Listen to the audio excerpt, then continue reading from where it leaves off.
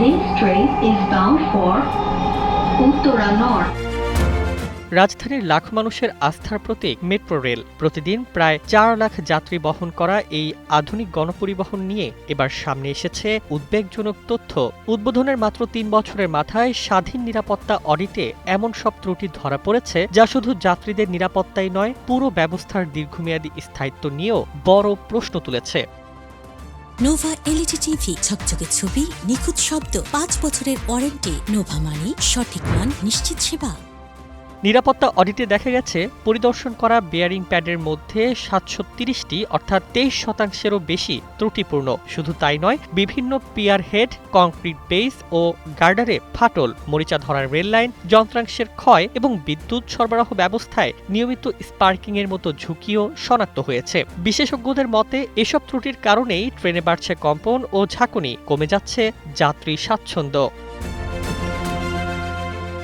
সবচেয়ে বড় উদ্বেগের বিষয়, ঘন্টায় 110 কিলোমিটার গতিতে চলার জন্য নকশা করা মেট্রো রেল এখন অনেক জায়গায় 44 থেকে 47 কিলোমিটার গতিতে চলতে বাধ্য হচ্ছে। একাধিক স্থানে সাময়িক গতিসীমা আরোপ করা হয়েছে যাতে বাড়তি কম্পন থেকে অবকাঠামোকে রক্ষা করা যায়। অডিট কমিটি আরও জানিয়েছে, ট্রেনের দরজা নির্ধারিত অবস্থানে না থামা, চাকার ক্ষয়, বৈদ্যুতিক স্ফুলিঙ্গ, পানি চুইয়ে পড়া এবং রিয়েল টাইম মনিটরিং ব্যবস্থার অভাব পরিস্থিতিকে আরও জটিল করে তুলছে। এমনকি ভূমিকম্পের সময় কিছু স্টেশনের কাঠামোগত নিরাপত্তা নিয়েও প্রশ্ন উঠেছে।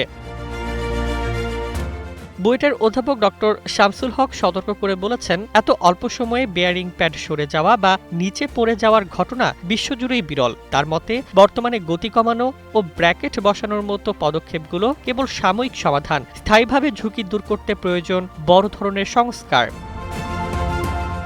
নিরাপত্তা অডিট কমিটি অবিলম্বে ত্রুটিপূর্ণ বেয়ারিং প্যাড প্রতিস্থাপন, ফাটল মেরামত, পূর্ণাঙ্গ ডায়নামিক টেস্ট, আধুনিক মনিটরিং ব্যবস্থা চালু এবং আন্তর্জাতিক মানের স্বাধীন নিরাপত্তা পর্যালোচনার সুপারিশ করেছে। বিশেষজ্ঞদের সতর্কবার্তা স্পষ্ট, এখনই কার্যকর ব্যবস্থা না নিলে ভবিষ্যতে যাত্রী নিরাপত্তা ও দেশের সবচেয়ে বড় গণপরিবহন প্রকল্পের নির্ভরযোগ্যতা বড় ধরনের ঝুঁকির মুখে পড়তে পারে।